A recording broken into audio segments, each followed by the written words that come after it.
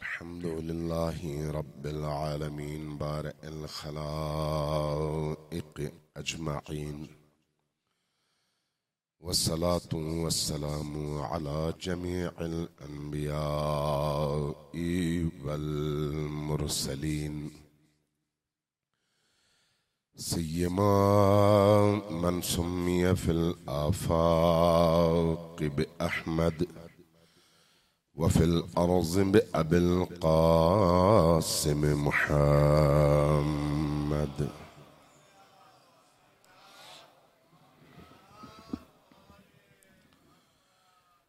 والصلاة والسلام على أولاده الطيبين الطاهرين المعصومين الميامين، واللعنة الدائمة على أعدائهم أجمعين من يوم عداوتهم إلى قيام يوم الدين. أما بعد، فقد قال الله تبارك وتعالى في كتابه المجيد، وهو أصدق القائلين وقوله الحق. بسم الله الرحمن الرحيم. إنما يريد الله ليذهب عنكم الرجس أهل البيت ويطهركم تطهيرا.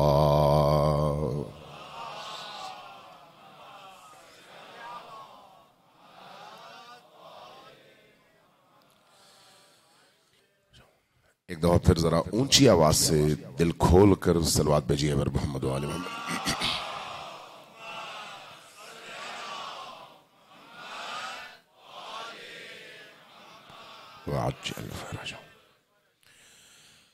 چونکہ آج ان 5 مجالس کی آخری رات ہے، کل یقیناً کوئی اور بزرگوار انشاءاللہ تعالی آپ کو مستفید فرمائیں گے، اور مجھے آج آخری یہ مجلس نصیب ہوگی آپ کے سما خراشی کے حوالے سے اور آپ کی خدمت میں حاضری کے حوالے سے.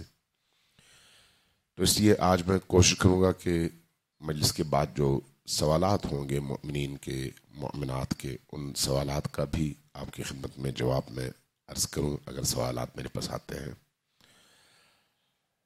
تو اس لیے میں چاہوں گا کہ ان ایام میں، ان شبوں میں، ان راتوں میں جو آپ کے سامنے میں نے کچھ عرائض پیش کیے ہیں، ان حوالوں سے کچھ چیزیں آج خلاصے کے طور پر آپ کی خدمت اقدس میں عرض کروں، اس نیت کے ساتھ اور امید کے ساتھ کہ انشاءاللہ تعالی جو کچھ یہاں پر بیان ہوتا ہے اور جو کچھ ہم سنتے ہیں بولتے ہیں، اللہ تبارک و تعالی ہمیں ان تمام باتوں پر پہلے خود عمل کرنے کی توفیق عطا فرمائے، اور پھر دوسروں کو بھی ان نیکیوں کی طرف بلانے کی سعادت اور توفیق نصیب فرمائے. ایک دفعہ پھر ذرا اونچی آواز سے صلوات بھیجیے بر محمد و آل محمد.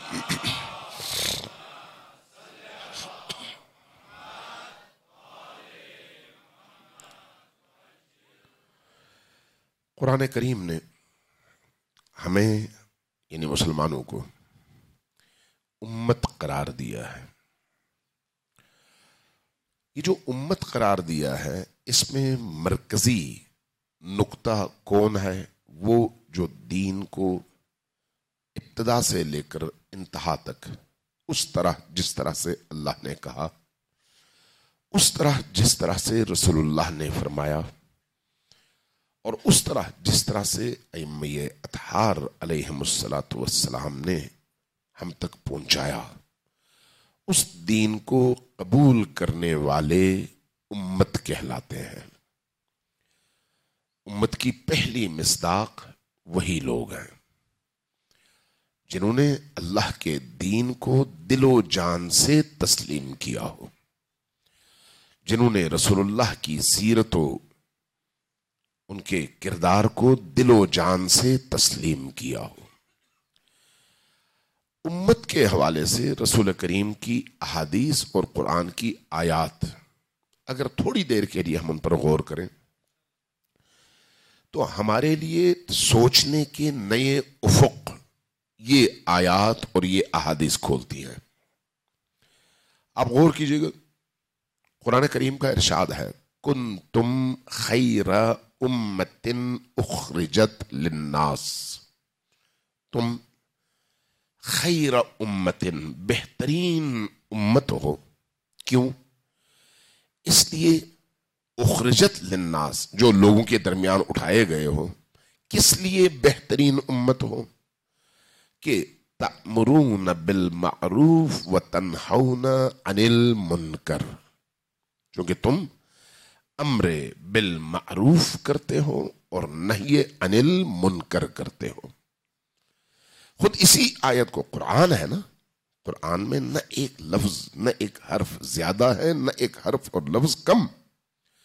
قرآن کا ایک ایک لفظ اور ایک ایک اس کی آیت ہم پر حجت ہے، دلیل ہے. خدا ہم سے کہتا ہے کہ تم اس لیے بہترین امت ہو اور انسانوں کے درمیان اٹھائے گئے ہو کہ تمہارے اندر یہ خوبی اور یہ صلاحیت ہے کہ تم امر بالمعروف کرتے ہو اور نہی عن المنکر کرتے ہو. کنتم خیر امت اخرجت للناس تأمرون بالمعروف وتنہون عن المنکر.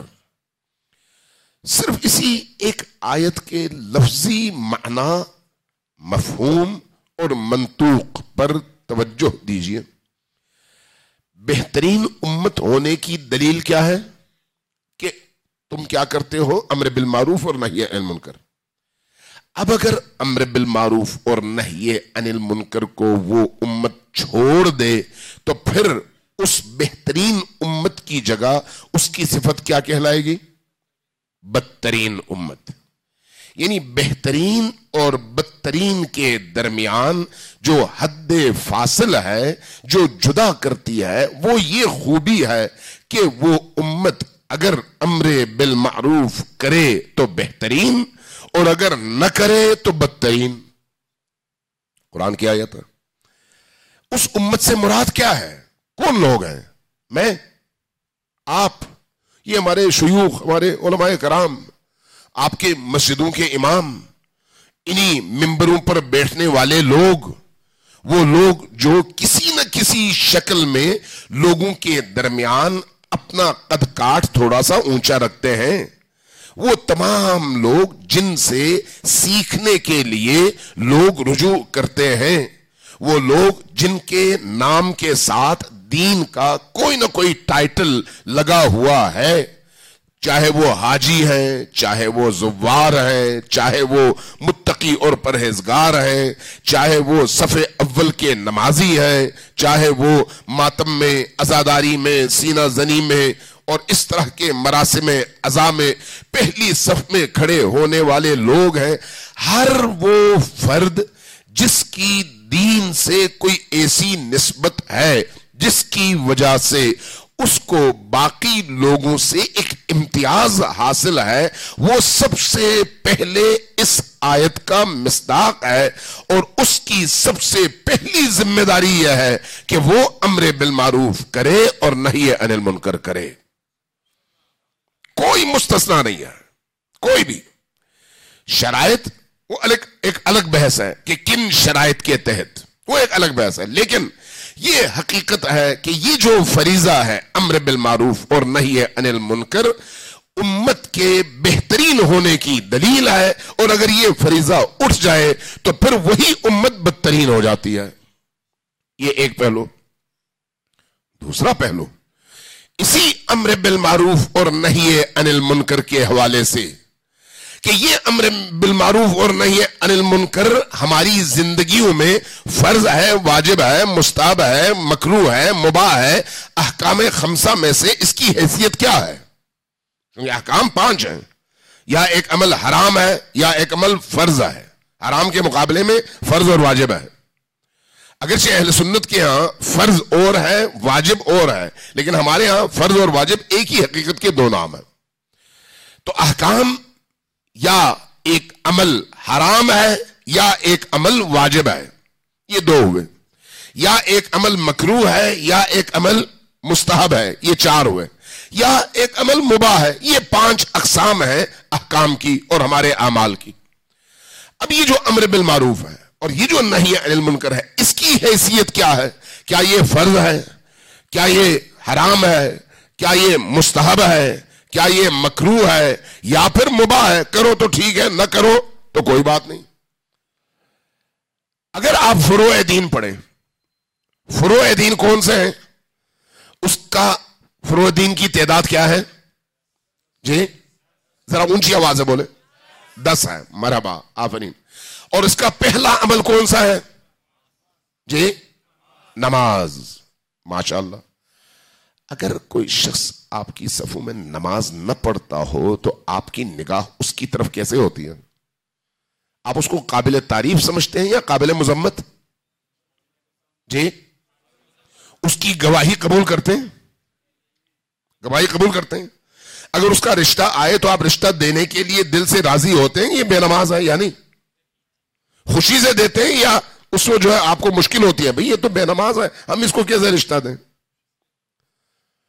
یعنی ایک شخص اگر نماز کے فریضے کو ترک کرتا ہے جو کہ ایک فرض ہے تو وہاں پر آپ کا اس کے ساتھ رویہ بدل جاتا ہے۔ ایسا ہی ہے یہ جو احکام دین ہیں جن کو آپ فروعات دین کہتے ہیں، یہ جو 10 ہیں ان میں پہلا نماز ہے، آخری کیا ہے؟ جی تبرہ۔ یہ 10 ہوئے، 10واں تبرہ ہے اور پہلا نماز ہے۔ 9واں کون سا ہے؟ تولہ۔ اگر کوئی تولہ کا قائل نہ ہو، تولہ نہ کرے تو آپ اس کو اپنی بیٹی کا رشتہ دیں گے؟ اس سے کسی طرح کا رابطہ رکھیں گے مذہبی اور دینی حوالے سے؟ نہیں رکھیں گے۔ کیوں؟ اس لیے کہ تولہ کا مطلب ولایت علی کو قبول کرنا اور اعلان کرنا ہے۔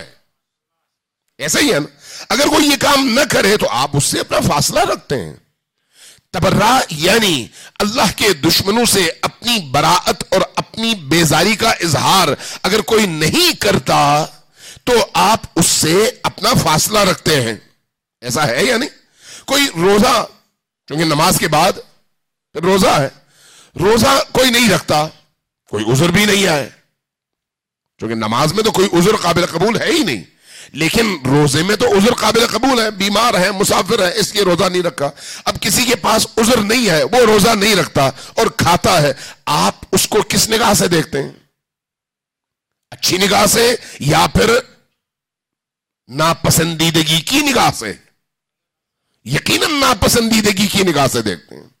اب سوال یہ ہے کہ اگر روزہ، نماز، تولہ، تبرہ میں آپ کا رد عمل یہ ہوتا ہے تو پھر یہ جو امر بالمعروف اور نہی عن المنکر ہے اس کے واجب ہونے کی مقدار ان باقی اعمال سے کم ہے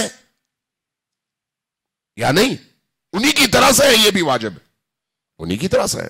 پھر اگر امر بالمعروف معاشرے میں نہ ہو اور کوئی شخص امر بالمعروف معروف کو تباہ ہوتے دیکھ کر امر نہ کرے کہ معروف پر عمل کرو، اور منکرات کو سر اٹھاتے دیکھ کر اس کی مخالفت نہ کرے، تو ہمارے اندر اس کے خلاف وہ جذبات کیوں نہیں پیدا ہوتے جو تارک الصلاۃ اور تارک الصیام کے لیے پیدا ہوتے ہیں؟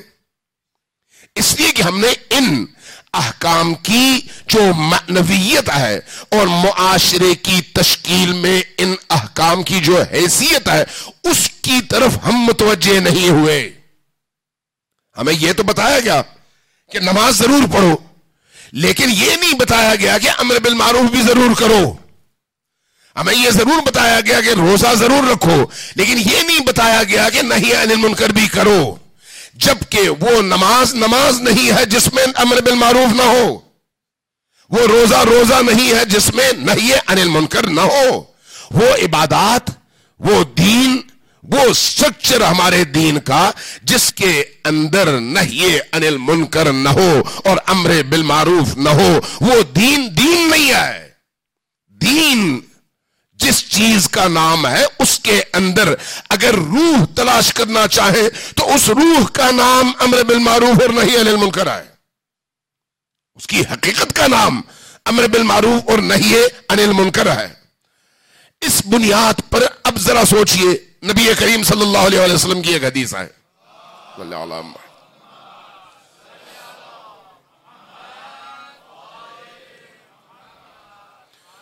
फरमाया कि आमिरू बिल मारूफ, अमर बिल मारूफ करो, वनहौ अनिल मुनकर और नही अनिल मुनकर करो। क्यों? उसकी वजह है। वजह यह है कि किसी मुआशरे के अंदर अगर तवाजुन बरकरार रखना चाहो, अगर मुआशरे के अंदर इंसाफ हाकिम रखना चाहो, अगर मुआशरे के अंदर ज्यादतियों को रोकना चाहो, अगर मुआशरे के अंदर नेकियों को फरोग देना चाहो, अगर मुआशरे के अंदर बुराइयों को खत्म करना चाहो, तो उसके लिए जरूरी तरीन अमल अमर बिल मारूफ और नही अनिल मुनकर है। अगर ये अमल अंजाम ना पाए तो वो माशरा तबाह हो जाता है। इसलिए फरमाया आमिरू बिल मारूफ वनहौ अनिल मुनकर, अमर बिल मारूफ करो और नही अनिल मुनकर करो। अगर तुमने ये नहीं किया, देखिए रसूल करीम क्या फरमाते हैं, अगर तुमने ये नहीं किया तो क्या होगा? युसल्लितन्नल्लाहु अलैकुम शिरारकुम फयदउ खियारुकुम फला युस्तजाबु लहुम। खुद ये जुमला बड़ा अजीब और गरीब जुमला है। उलमा कराम तशरीफ फरमा है, ये जो युसल्लितन्नल्लाह का जुमला है, ये जुमला बड़ी सादगी के साथ कहा जा सकता था कि युसल्लितुल्लाहु अलैकुम, तुम पर मुसल्लत कर देगा अल्लाह, लेकिन ये नहीं कहा युसल्लितन्नल्लाहु अलैकुम। क्या मतलब है इसका? जरूर जरूर जरूर जरूर, हतमन हतमन हतमन हतमन, कतई तौर पर ऐसा होगा कि तुम्हारे मुआशरे के बदतरीन लोग तुम पर मुसल्लत होंगे। फिर उसके बाद क्या होगा? फयदउ खियारुकुम फला युस्तजाबु लहुम। तुम्हारे घरों में जो लोग नमाज शब पढ़ते हैं, जो लोग कुरान पढ़ते हैं, जो लोग हज करते हैं, जो लोग ज़ियारतों पे जाते हैं, जो लोग इमाम हुसैन को याद करके रोते हैं, वो लोग हाथ उठा उठा कर गिरिया करेंगे। खियारुकुम यानी तुम्हारे बेहतरीन लोग जो ये सारे अमाल अंजाम देते हैं, दुआ करेंगे, रोएंगे, गिड़गिड़ाएंगे, हाथ उठाएंगे, फला युस्तजाबु लहुम, लेकिन अल्लाह उनकी इस दुआ को कभी भी कबूल नहीं करेगा। किसने कहा? नबी करीम ने। किन लोगों की दुआ कबूल नहीं होगी? तुम्हारे माशरे के बेहतरीन लोगों की। क्यों नहीं होगी? इसलिए कि अम्र बिल मारूफ करते वक्त इन्होंने कोताही की, नही अनिल मुनकर करते वक्त इन्होंने कोताही की। अब नतीजा क्या हुआ? नतीजा यह हुआ कि मुआशरे के जिन अकाबिर की तरफ से तुम्हें दीन मिलना चाहिए था, वहां से शर मिल रहा है। जिन लोगों को अदल करना चाहिए था वो नाइंसाफी कर रहे हैं। नतीजतन जो अच्छी जगह थी वहां पर बदतरीन लोग फाइज और काबिज हो गए हैं। अब इंसान अपना हक भी हासिल करना चाहे तो चोरी के दरवाजे से तो कर सकता है, लेकिन इंसाफ के रास्ते से कभी भी अपने हक तक पहुंच नहीं सकता। नतीजतन हर इंसान रो रहा है कि मेरे साथ इंसाफ नहीं हुआ और मेरा हक छीना गया। यानी माशरा इस तरह से ना बराबरी, गैर मुतवाजिन और ना इंसाफियों का शिकार हो जाता है। और उसकी वजह क्या है? ये नहीं है कि खुदा ने ये किया, नहीं, खुदा ने नहीं किया। किसने किया? मैंने खुद किया। क्यों मैंने खुद किया? इसलिए कि अगर मैं पहले दिन से अम्र बिल मारूफ करता, अगर मैं पहले दिन से नही अनिल मुनकर करता, अगर हमारे माशरे का हर फर्द दूसरे को बुराई से रोकता, अच्छाई का हुक्म देता, तो ये नौबत कभी ना आती कि कोई बुरा शख्स इस मकाम पर पहुंचे, पहले ही लम्हे में बुराई का रास्ता रुक जाता। बुराई का रास्ता क्यों नहीं रुका? मेरी खामोशी की वजह से। क्यों नहीं रुका? मेरी बेतफावती की वजह से, लाताल्लुकी की वजह से। मैंने सोचा मैं अपनी जिंदगी गुजार रहा हूं, मुझे क्या जरूरत पड़ी है कि मैं लोगों के मसाइल में पंगे लूं? मुझे क्या जरूरत पड़ी है कि लोग अगर बुराई करें तो मैं उनको रोकता फिरूं और लोग फिर मुझे गालियां देते फिरें? मैं क्यों लोगों की निगाहों में बुरा बनूं? ये जो ख्याल, ये जो वहम और ये जो मिजाज है, इस मिजाज की वजह से जब हर फर्द खामोशी इख्तियार करता है तो फिर اس معاشرے کے بدترین لوگ اس معاشرے کی باغ ڈور اپنے ہاتھوں میں لے لیتے، اس لیے کہ نیک لوگوں کو سامنے آنے کا موقع نہیں ملتا۔ نتیجہ کیا ہے؟ یسلطن اللہ علیکم، تم پر ہر صورت میں بدترین لوگ اللہ مسلط کر دے گا، اس لیے کہ تم نے امر بالمعروف نہیں کیا۔ اب یہاں پر یہ نہیں ہو سکتا میں کہوں خدایا یہ کیوں اتنے بدترین لوگ مجھ پر مسلط ہو گئے، اس لیے کہ میرے عمل کا نتیجہ ہے۔ اور اللہ نے قرآن کریم میں خود مجھے یہ بتایا تھا، ان اللہ لا یغیر ما بقوم حتی یغیروا ما بانفسہم، اللہ کسی قوم کی حالت کو تب تک تبدیل نہیں کرتا جب تک وہ قوم خود اپنی حالت تبدیل نہیں کرتی۔ جب تم نے خود اپنی حالت تبدیل نہیں کی تو اللہ اوپر سے آ کر کبھی بھی نہیں کرتا۔ ان اللہ لا یغیر ما بقوم حتی یغیروا ما بانفسہم۔ اب اگر میں اپنی قوم کی، اپنی ذاتی، اپنے گھر کی، اپنے قبیلے کی، اپنے شہر کی، اپنے ملک کی حالت تبدیل کرنا چاہوں تو کیا کروں؟ کلمہ حق بلند کرو، باطل سے خوفزدہ نہ ہو، جرأت کے ساتھ میدان میں کھڑے ہو جاؤ، چاہے تم اکیلے ہی کیوں نہ ہو، تم اپنا فریضہ نبھاؤ۔ تمہیں دیکھ کر 10 بندے اور کھڑے ہو جائیں گے، ان کو دیکھ کر 10 بندے اور کھڑے ہو جائیں گے، ان کو دیکھ کر 100 بندے اور کھڑے ہو جائیں گے۔ نتیجتاً یہ جو بیداری ہے یہ وجدان کی آواز ہے، فطرت کی آواز ہے، انسان کے اندر کے چھپے ہوئے اس نبی کی آواز ہے، چونکہ ہر انسان کے اندر نیکیوں کا ایک نبی موجود ہے۔ ہر انسان کے اندر ایک طرف یزید چھپا ہوا ہے اور دوسری طرف حسین چھپا ہوا ہے۔ وہ جو یزید ہے اس کو جب موقع ملتا ہے تو پھر کربلا کے میدان میں حسین کا سر کاٹتا ہے۔ تمہارے اندر بھی ایک کربلا کا میدان موجود ہے، اپنے یزید کو اپنے حسین پر فتح نہ پانے دو۔ جب میرے پورے وجود پر ان برائیوں کا غلبہ ہو جائے گا تو اس کا مطلب یہ ہے کہ میرے اندر کے یزید نے میرے اندر کے حسین پر غلبہ پا لیا ہے۔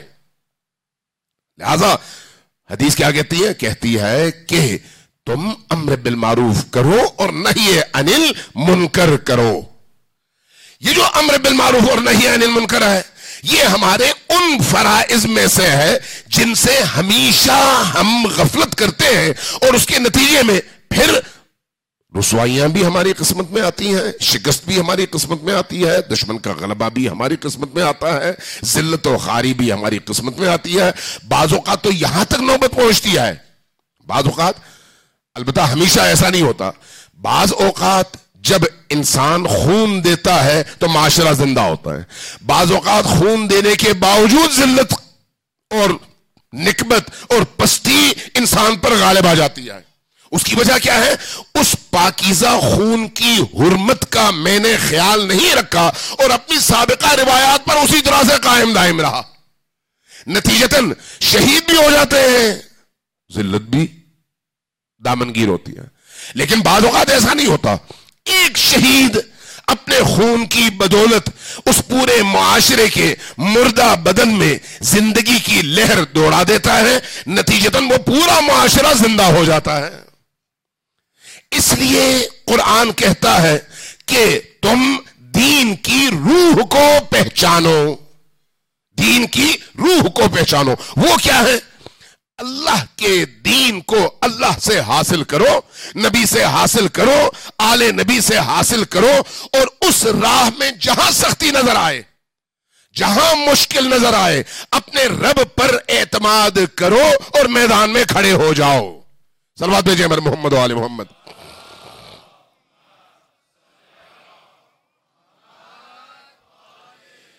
تھوڑا تھوڑا آگے آ جائیں تاکہ پیچھے والوں کو جگہ مل سکے۔ صلوات بھیجیں بر محمد و آل محمد۔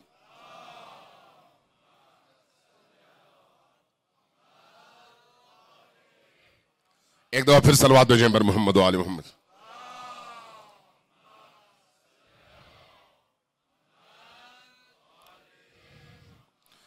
اب جو چیز قرآن ہمیں بتا رہا ہے وہ کیا ہے کہ لوگوں، جب تم اپنے دین کو اللہ سے لیتے ہو اور اللہ کے رسول سے لیتے ہو، ائمہ اطہار سے لیتے ہو، تو جب دین پر تم عمل کر चाहते हो तो फिर तुम्हें यकीन होना चाहिए कि उस राह में तुम्हें मुश्किलात का सामना करना पड़ेगा।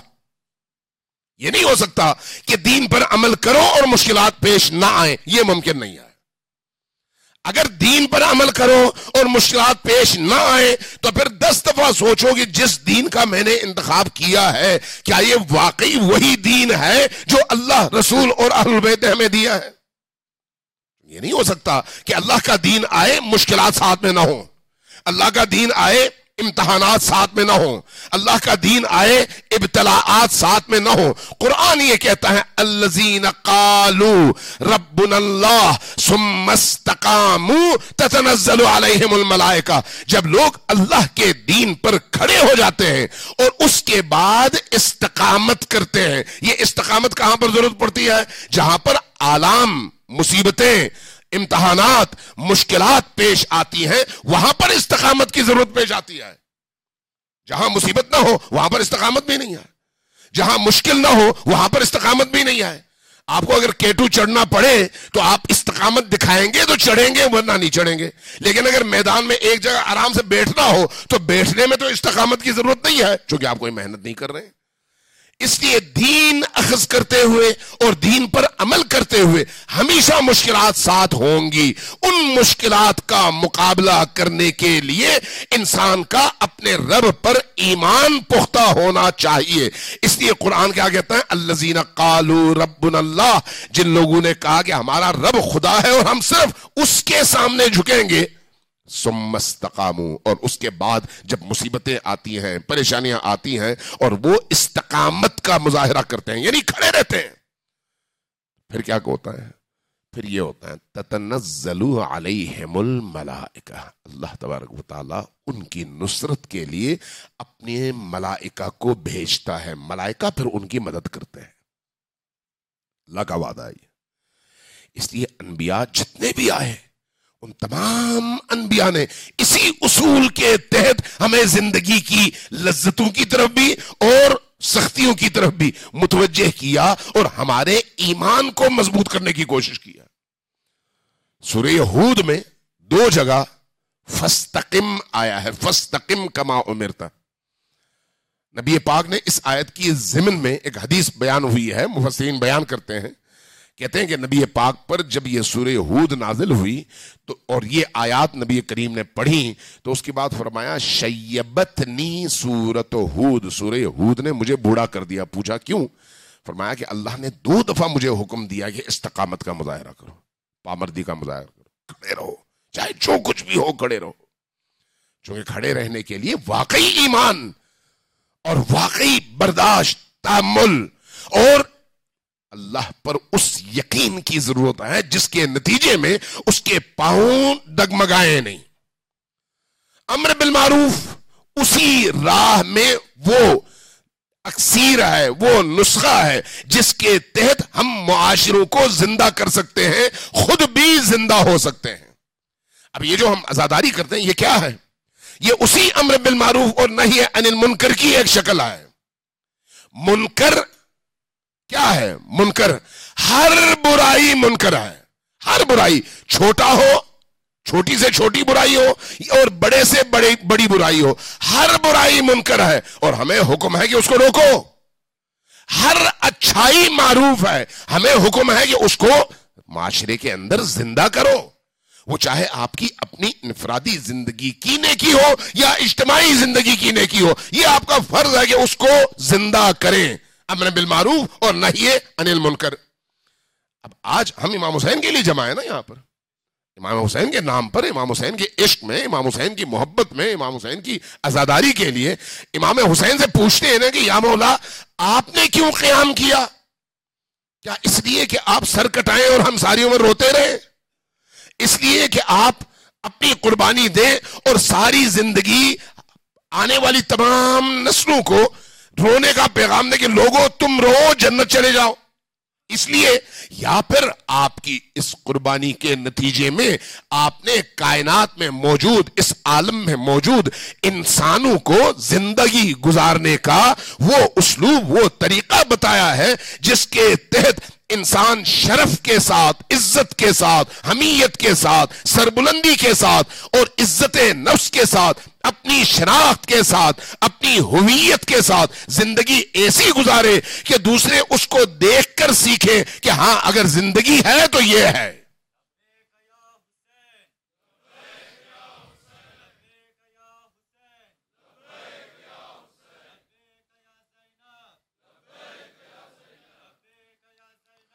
آپ نے نیلسن منڈیلا کا نام سنا ہوگا، وفات پا گیا، جنوبی افریقہ کا بہت بڑا ہیرو. 27 سال جیل میں رہا، 27 سال. مسلمان تو نہیں تھا،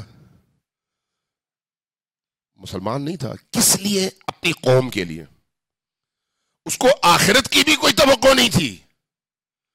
بعض لوگ اتنے پختہ ہوتے ہیں اپنے عقائد اور اپنے نظریات پر کہ وہ آخرت کی فکر نہیں کرتے. اسی دنیا میں کہتے ہیں میں نے یہ کام ہر صورت میں کرنا ہے. اس نسل پرستی کے خلاف جد و جہد کرتا رہا اور آخر کار کامیاب ہوا. جب کامیاب ہوا ایک انٹرویو میں، وہ جب زندہ تھا، جب وہ کامیاب ہوا، اس کا انٹرویو جو ہے میں نے دیکھا تھا، اس سے پوچھا گیا کہ تم نے یہ جو کامیابی حاصل کی، اتنی استقامت دکھائی، یہ استقامت تم نے کہاں سے حاصل کی؟ کہا کہ میں نے پورے تاریخ میں انسانی زندگی کا جو مطالعہ کیا، مجھے ایک شخصیت ایسی نظر آئی جو ہر قوم کے لیے منارہ نور ہے، مشعل ہدایت ہے. اس کو دیکھ کر انسان کہہ سکتا ہے کہ انسان ہر مشکل کے مقابلے میں کھڑا ہو سکتا ہے. کہا وہ کون ہے؟ کہا وہ ہے حسین ابن علی. حسین ابن علی وہ ہے. حسین ابن علی یوں معاشرے کو حیات، زندگی دینے کا رستہ بتاتے ہیں. صفویوں کے دور میں ایران پر روس، اس زمانے کا روس بار بار حملے کرتا تھا اور ایران کے مختلف علاقوں پر قبضے کرتا تھا.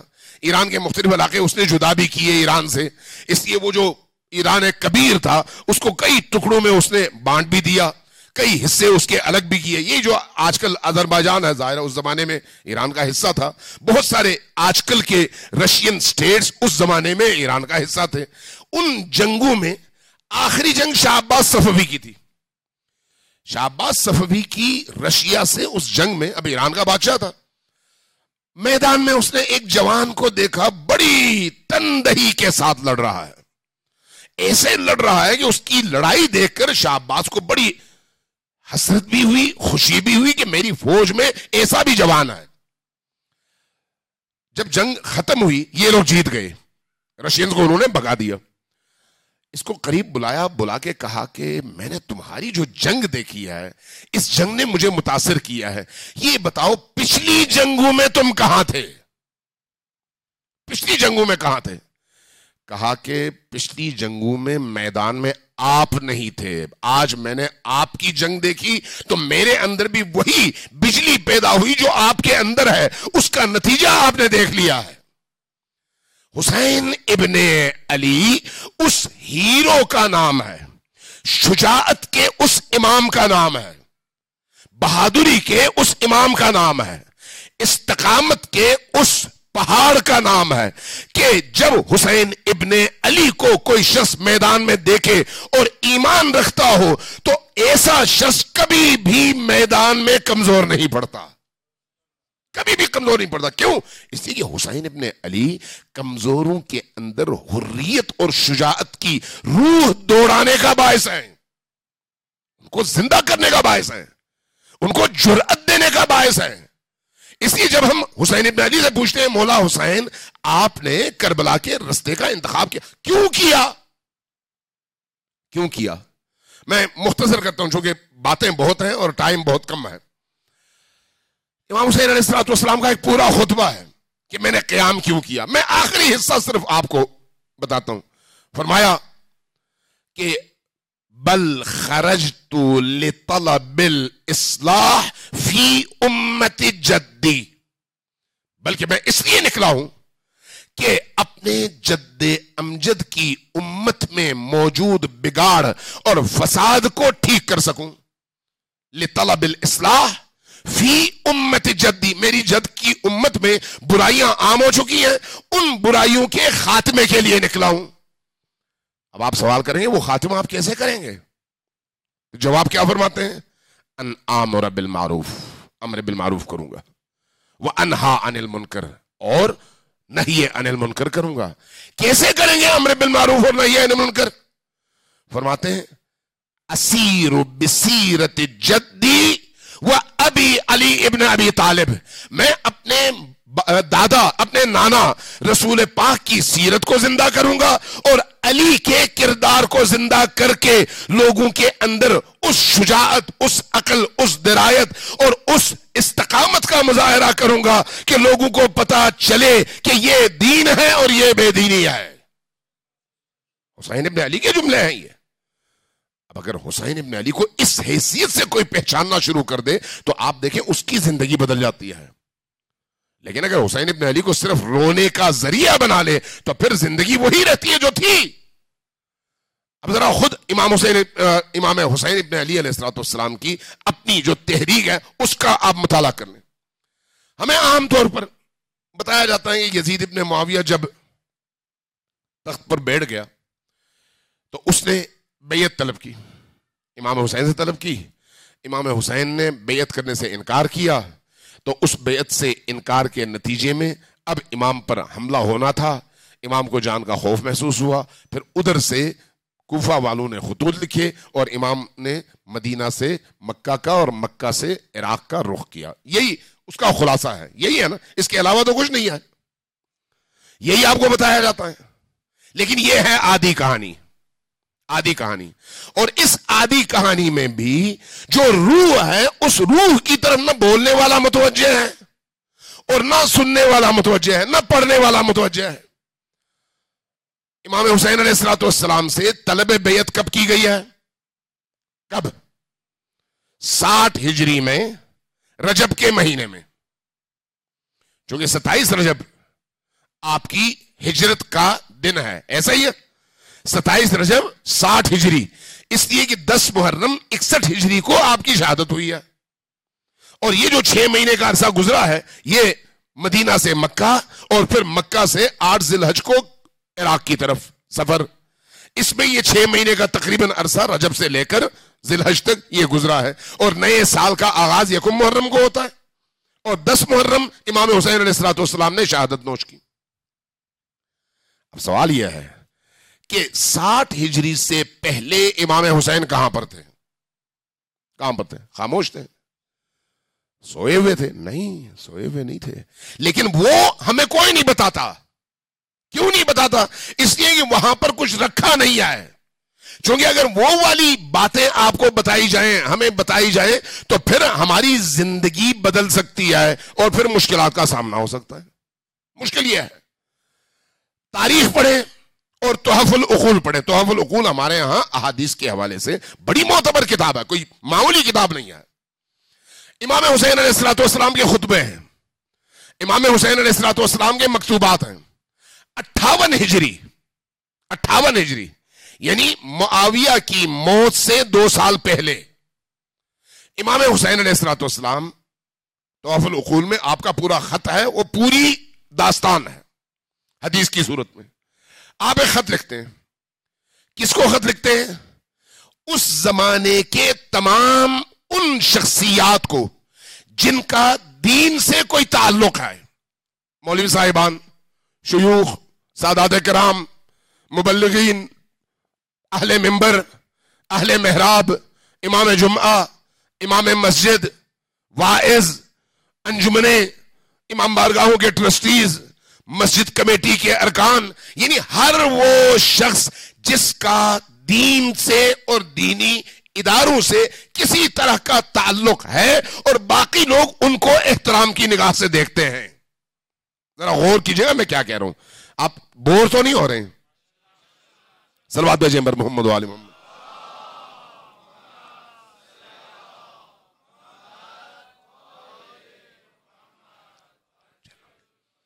खत लिखते हैं, 1000 अफराद का इंतखाब करते हैं। यानी 1000 कौन लोग हैं? कूफा के लीडर्स, यमन के लीडर्स, बसरा के लीडर्स, मक्का के लीडर्स, इराक के मुख्तलिफ शहरों के लीडर्स, आज के जमाने के जो अरब ममालिक और अरब खित्ते हैं वहां पर रहने वाले वो लीडर्स, دینی لیڈرز، دینی رہنما جن کا کوئی نہ کوئی تعلق دین کے ساتھ ہے اور جن کی شناخت دین سے ہے. اب مجھے آپ میری ذات کی وجہ سے نہیں جانتے، میرے اس لباس اور دین سے میری اٹیچمنٹ کی وجہ سے جانتے ہیں. ایسا ہے یا نہیں؟ اگر یہ شناخت میری ہٹ جائے تو میں ایک عام شہری ہوں، میری کوئی حیثیت نہیں ہے. اس کا مطلب یہ ہے کہ مجھے اگر کوئی شناخت دی ہے تو وہ دین نے دی ہے. یہ دین کا مجھ پر احسان ہے، میرا دین پر احسان نہیں ہے. توجہ ہے آپ کی میں کیا عرض کر رہا ہوں؟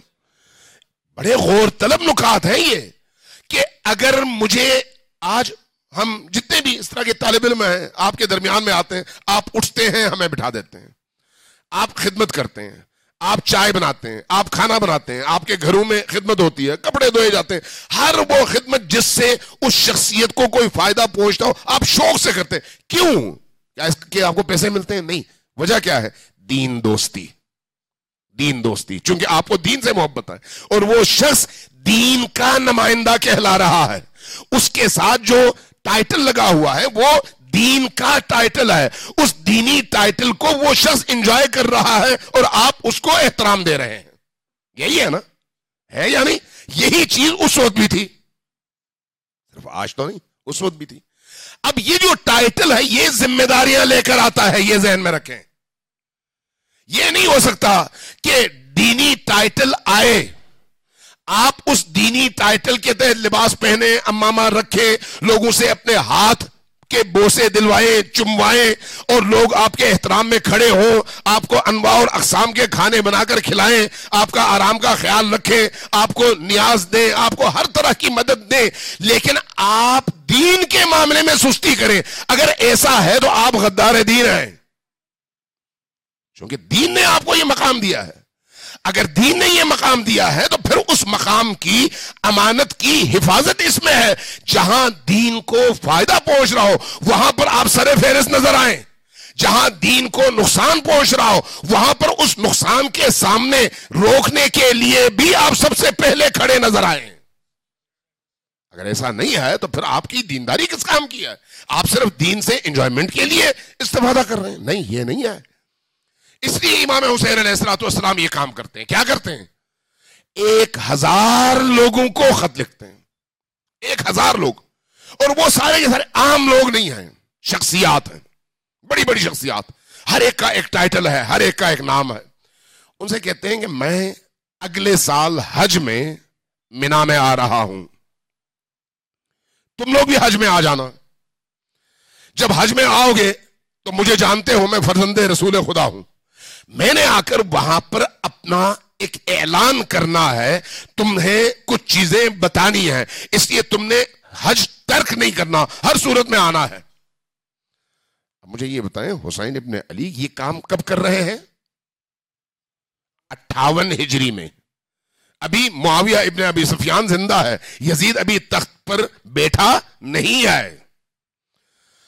امام حسن کی شہادت کے بعد اس صلح نامے پر امام حسن کے دستخط ہیں، لیکن صلح نامے کے تمام شقوں کو پامال کر دیا جاتا ہے.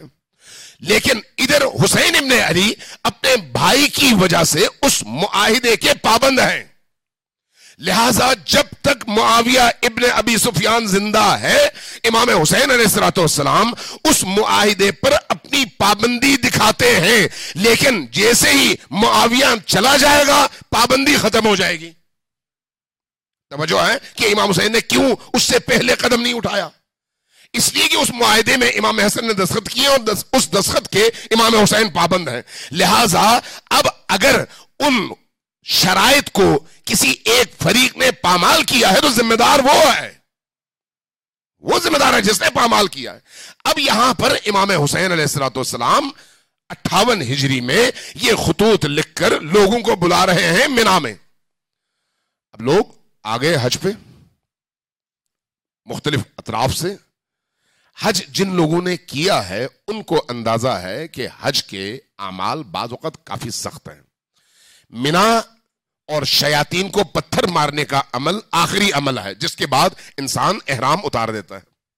لیکن اس وقت تک وہ جو حج کے مختلف اعمال کی مشقتیں ہیں ان مشقتوں کے نتیجے میں मुज़दलिफा में, मशअर में, खुद मिना आते आते ये जो राज़ो नियाज है, ये जो इबादतें हैं, ये जो तवाफ है, ये जो साई है, इन तमाम अमाल के नतीजे में इंसान के अंदर एक तहारत रूह पैदा हो जाती है। इंसान अंदर से पाकीज़ा होता है, नूरानी होता है। और जब इंसान अंदर से नूरानी होता है तो उस वक्त जब आप उसको नसीहत करते हैं ना, तो वो नसीहत फौरन अपना असर दिखाती है। लेकिन इंसान अगर शकी हो, गुनाहों में घिरा हुआ हो, उस वक्त उस पर उन नसीहतों का असर नहीं होता। इमाम हुसैन अलैहिस्सलाम देखें, हकीम है, हकीम यानी हिकमत उनके घर की लोंडी है। लिहाजा इमाम हुसैन इंतखाब किस टाइम का करते हैं? जब ये सारे हाजी तमाम उन मनासिक से फारिग होकर मिना पहुंचे और मिना पहुंचने के बाद जाकर तीनों शयातीन को पत्थर मारे, जो लकड़ी के या पत्थर के बने हुए शयातीन हैं, उनको पत्थर मारने के बाद जब अपने खेमे में वापस आए तो नहा धो के अपना एहराम उतार लें, गोया अब हज कंप्लीट हो गया। उस मौके पर आज भी जो लोग हज पे जाते हैं वो उस मौके पर बड़ा सुकून महसूस कर रहे होते हैं, और उस वक्त फिर दुआ की महफिल होती है तो खूब गिड़गड़ा कर रोते हैं, क्योंकि रूह आमादा होती है, रूह तैयार होती है, नूरानी हो चुकी होती है। लिहाजा इमाम हुसैन अलैहिस्सलाम उस टाइम का इंतखाब करते हैं। उस टाइम का इंतखाब करके इन तमाम हाजियों को अपने खेमे में जमा करते हैं। खेमा बहुत बड़ा बनाते हैं जिसमें 1000 हाजी जमा हो सकें। जमा होने के बाद जब उन हाजियों से खिताब करते हैं तो पूछते हैं, मुझे जानते हो मैं कौन हूं? 11 बज गए हैं, 45 मिनट हो गए हैं, अभी मजीद आधा घंटा लगेगा, आपको ताखीर हो रही है तो मैं मुख्तसर कर देता हूं। ऐसा ना हो कि मेरी आज की इस मजलिस की वजह से आप सुबह जो है पर नमाज कज़ा कर लें। सलवात भेजें बर मोहम्मद वाले मोहम्मद।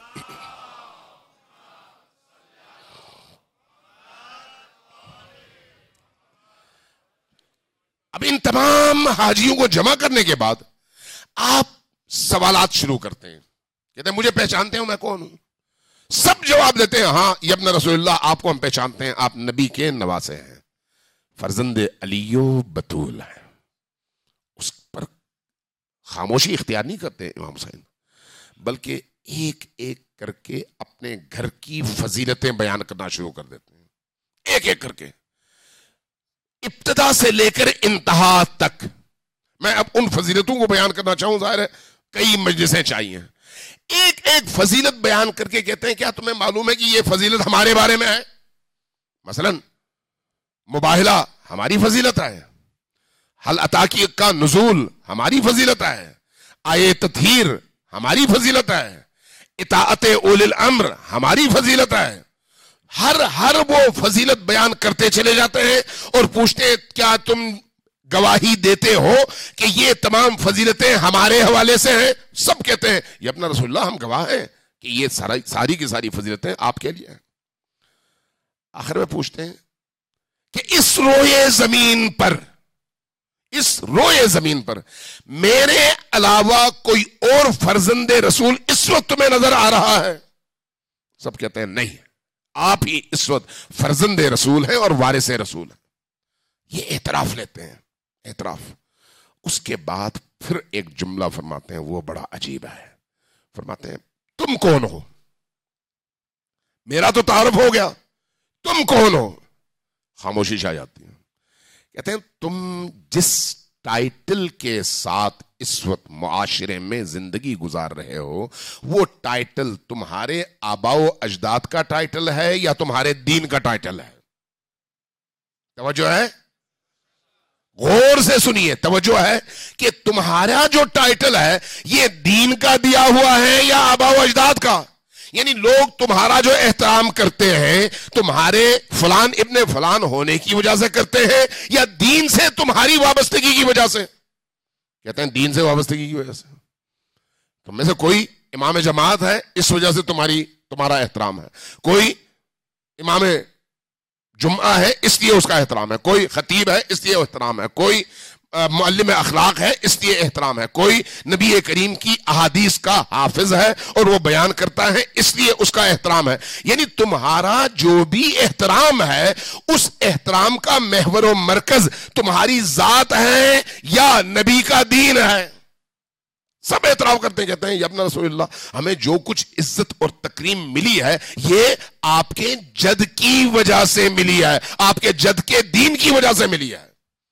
جب یہ اعتراف لے لیتے ہیں اس کے بعد اصل مسئلہ اٹھاتے ہیں، پوچھتے ہیں کہ پھر یہ بتاؤ کہ تمہارے ہاں اگر تمہارے باپ دادا تمہارے قبیلے کی کوئی ایک روایت کہیں پر ترک ہو جائے، اس کی کوئی توہین ہو جائے تو تم سب اٹھ کھڑے ہوتے ہو کہ ہمارے باپ دادا کی روایت کو انہوں نے پامال کر دیا ہے. جس نبی کے دین کی وجہ سے تمہیں یہ ساری زندگی ملی ہوئی ہے، یہ ساری تکریم ملی ہوئی ہے، یہ سارا احترام ملا ہوا ہے، اس نبی کے دین کی دھجیاں اڑائی جا رہی ہیں اور تمہاری صحت پر کوئی اثر نہیں پڑ رہا اور خاموش تماشائی ہو کہ جیسا ہو بس مجھے میرے پیٹ کی خوراک ملے. تم لوگ کیسے نبی کی امتی ہو؟ اس کے بعد پھر بنی اسرائیل کے حوالے سے ان آیات کا حوالہ دیتے ہیں جس میں اللہ تبارک و تعالیٰ نے بنی اسرائیل کے علماء اور رہبان کے حوالے سے ان کی مذمت کی اور فرماتے ہیں کہ اللہ تبارک و تعالیٰ نے بنی اسرائیل کے علماء اور رہبانوں کو اس لیے ذلیل کیا، اس لیے ان پر تباہی بھیجی، اس لیے ان کو نابود کیا کہ وہ اپنے مسائل میں فرنٹ پیج پر تھے اور جب دین کے لیے مشکل پیش آتی تھی تو انہیں کوئی فرق نہیں پڑتا تھا، اس لیے وہ پھر ذلت کی موت مرے. اللہ کی وہ سنت اب بھی زندہ ہے، اگر تم بھی وہی کام کرو گے تو تمہارے ساتھ بھی وہی ہوگا. اب اگر تم آمادہ ہو تو پھر غور سے سن لو کہ جب یہاں سے اٹھو، جاؤ اپنے علاقوں میں، اپنی سرزمینوں میں، اپنی مسجدوں میں، تو لوگوں کو بتاؤ. چونکہ آج بھی آپ دیکھتے ہیں یہاں پر بھی ایسا ہے، زائرین جب آتے ہیں تو آپ استقبال کے لیے جاتے ہیں، سارا شہر امٹ کر جاتا ہے. کوئی حاجی آئے تو آپ اس کے لیے استقبال کے لیے جاتے ہیں، یہاں پر بلوچ ہو، پٹھان ہو، کوئی اور ہو، جس بھی مکتب سے تعلق رکھتا ہو، اگر کوئی حج سے آئے تو لوگ اس کے استقبال کے لیے بھی جاتے ہیں، اس سے ملنے کے لیے بھی جاتے ہیں، وہاں کے حالات بھی پوچھتے ہیں، سنتے ہیں، تبرکات بھی لیتے ہیں. اس زمانے میں بھی یہی تھا.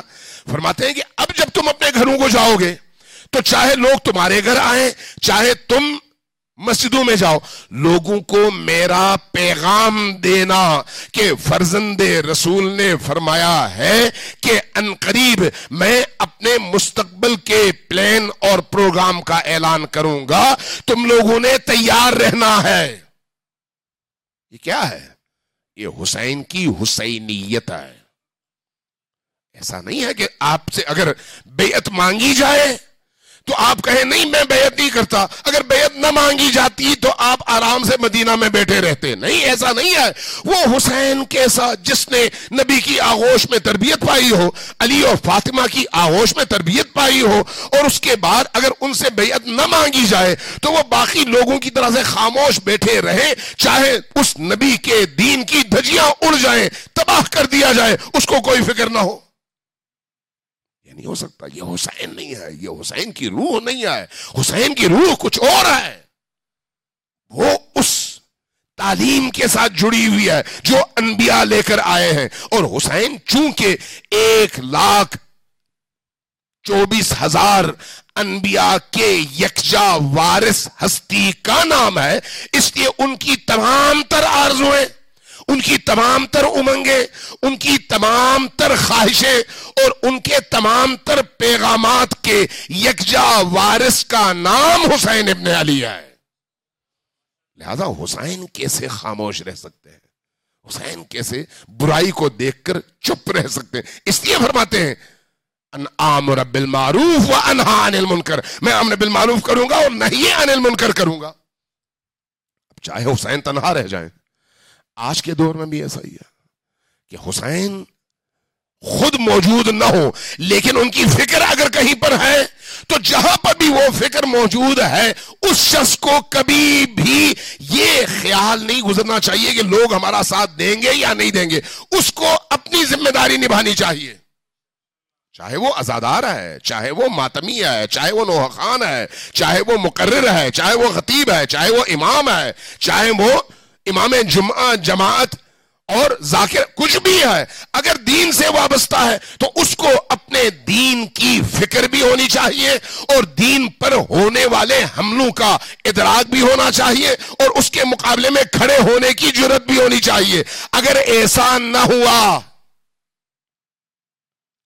نہ ہوا، ہم نے یہ سوچا کہ یار باقی لوگ تو نہیں کرتے تو مجھے کیا پڑی ہے، تو پھر پتہ ہے کیا مقدر ہوگا؟ نبی کریم کی وہ حدیث یاد ہے جو میں نے عرض کی تھی، یسلطن اللہ علیکم شرارکم فیدعو خیارکم فلا یستجاب لہم، یاد ہے نا، ذہن میں ہے؟ اب اس کی مصداق دیکھ لیں، اس کی مصداق کیسے بدترین لوگ مسلط ہو جاتے ہیں۔ امام حسین علیہ السلام نکلتے ہیں مدینہ سے، جب آپ مدینہ سے نکلتے ہیں تو ہر بندہ آتا ہے، یا حسین آپ نہ نکلیں، کیوں نہ نکلیں؟ اس لیے کہ آپ نکلیں گے تو پھر آپ دربدر ہو جائیں گے، آپ پر سختیاں ہوں گی، آپ کو مار دیا جائے گا، آپ کا ساتھ لوگ نہیں دیں گے۔ آپ جب نکلیں گے پھر ان بچوں کو لے کر نہ نکلیں، کیوں؟ آپ کے بچے تباہ و برباد ہو جائیں گے، آپ کے بچے یتیم ہو جائیں گے، آپ کی خواتین ہیں، ان خواتین کا کیا ہوگا عالم غربت میں، اس لیے نہ نکلیں۔ تو کیا کروں؟ مدینہ میں بیٹھے رہیں ہماری طرح سے، کیوں؟ اس لیے کہ مدینہ میں رہیں گے تو آپ محفوظ ہیں، باہر جائیں گے تو آپ کو مشکلات ہوں گی، کہیں پر بھی چلے جائیں، لیکن مدینہ میں رہیں گے تو آپ محفوظ ہیں۔ امام حسین علیہ السلام کی نگاہ بابصیرت نگاہ ہے، بابصیرت نگاہ، وہ ان دیواروں کے پیچھے کو دیکھ رہے ہیں، لیکن جو لوگ روکتے ہیں وہ نہیں دیکھ رہے، وہ صرف ظاہر دیکھ رہے ہیں۔ امام حسین کو وہ روکتے ہیں، یہاں پر مدینہ میں آپ محفوظ ہیں، نہ جائیں۔ امام حسین کہتے ہیں نہیں، تمہیں نہیں معلوم، یہ اللہ کی تقدیر ہے، میں نے جانا ہے اور پھر یہ سارا ہونا ہے، پھر تم نے دیکھنا ہے کہ کیا ہوتا ہے۔ حسین ابن علی نکلتے ہیں، 61 ہجری کو یہ واقعہ پیش آتا ہے، عاشور کے دن۔ یہ کوئی چھوٹا واقعہ تو نہیں ہے نا کربلا کا، یعنی تاریخ انسانیت کا عظیم ترین واقعہ ہے کہ آل رسول کے ساتھ ایسا ظلم ہو۔ اس ظلم پر راضی کون ہوئے؟ وہی لوگ جو کلمہ گو تھے۔ لوگوں نے کلمہ پڑھا لیکن بولے نہیں، لوگوں نے کلمہ پڑھا لیکن احتجاج نہیں کیا، لوگوں نے کلمہ پڑھا، نمازیں پڑھی، روزے رکھے، حج کیے، زکوٰۃ دیا، باقی سارے اعمال کیے، لیکن معاشرے میں ہونے والے اس کرپشن، بے راہ روی، ظلم اور عدوان کے حوالے سے لب نہیں کھولا، بلکہ جس نے لب کھولنا چاہا اس کے منہ پر ہاتھ رکھ کے اس کو بھی چپ کرانے کی کوشش کی۔ نتیجہ کیا ہے؟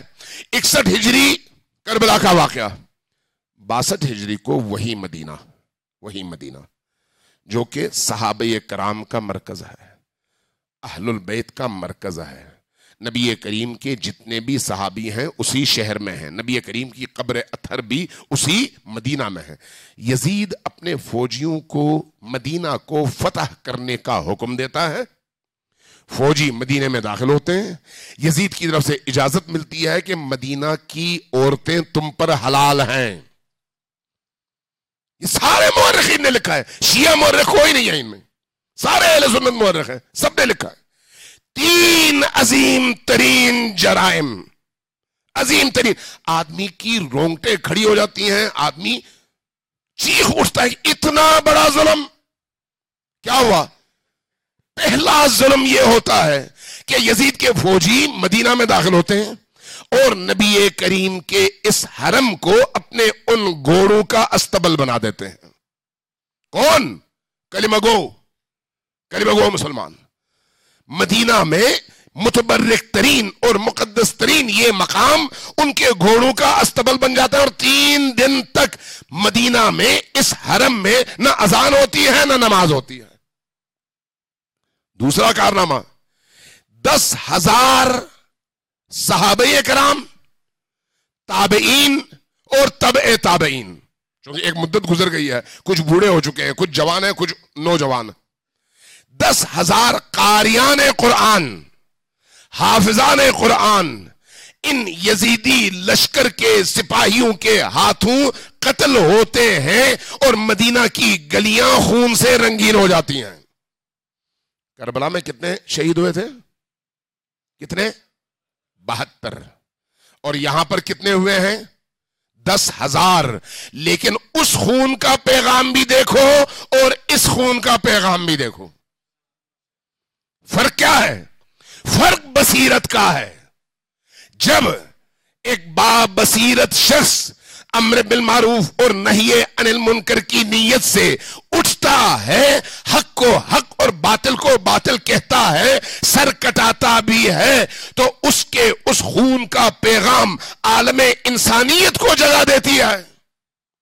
اور جو لوگ آرام سے گھروں میں بیٹھتے ہیں، برے کو برا نہیں کہتے، اچھے کو اچھا نہیں کہتے، اچھے کے ساتھ کھڑے نہیں ہوتے، برے کے مقابلے میں کھڑے نہیں ہوتے، وہ پھر گھروں میں بھی قتل ہوتے ہیں اور اس رسوائی کے ساتھ قتل ہوتے ہیں کہ 10,000 لوگ مارے جاتے ہیں لیکن کسی کے کانوں میں جوں نہیں رینگتی.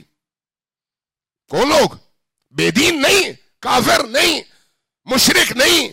کون؟ مسلمان. کون؟ کلمہ گو. کون؟ قاریان قرآن. کون؟ حافظان قرآن. کون؟ صحابہ کرام. کون؟ ان کے بچے، ان کے بیٹے، یعنی تابعین اور تبع تابعین، جنہوں نے صحابہ کو دیکھا یا جنہوں نے تابعین کو دیکھا، تبع تابعین، یہ سارے لوگ کتنے؟ 10,000 قتل ہو جاتے ہیں. یہ دوسرا بڑا معرکہ ہے، دوسرا بڑا سانحہ اسی ایک ہی سال کے اندر. اور تیسرا کام کیا کرتے ہیں؟ جب یزید اپنے فوجیوں کو اجازت دے دیتا ہے کہ مدینہ کی بچیاں تم پر حلال ہیں، تو یہ گھروں میں گھس گھس کے ان بچیوں کو باہر نکالتے ہیں اور ان کی عزتیں نیلام کرتے ہیں. تاریخ نے یہ لکھا ہے کہ 1,000 بچیاں اگلے سال انہوں نے ان یزیدی فوجیوں کے حرام کے بچے جنے. 1,000. عزت بھی گئی، جان بھی گئی، دین بھی گیا، دنیا بھی گئی.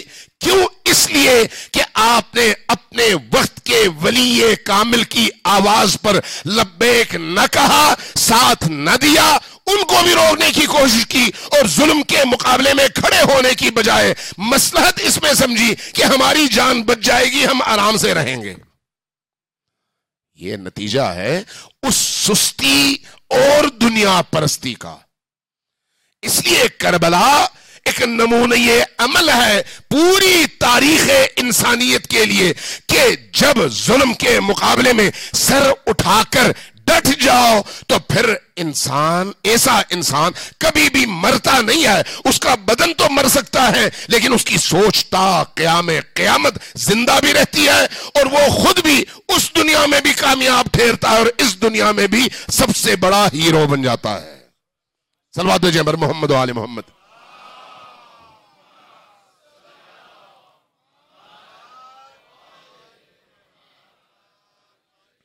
ایک دفعہ پھر ذرا اونچی آواز سے صلوات بھیجیں بر محمد و آل محمد.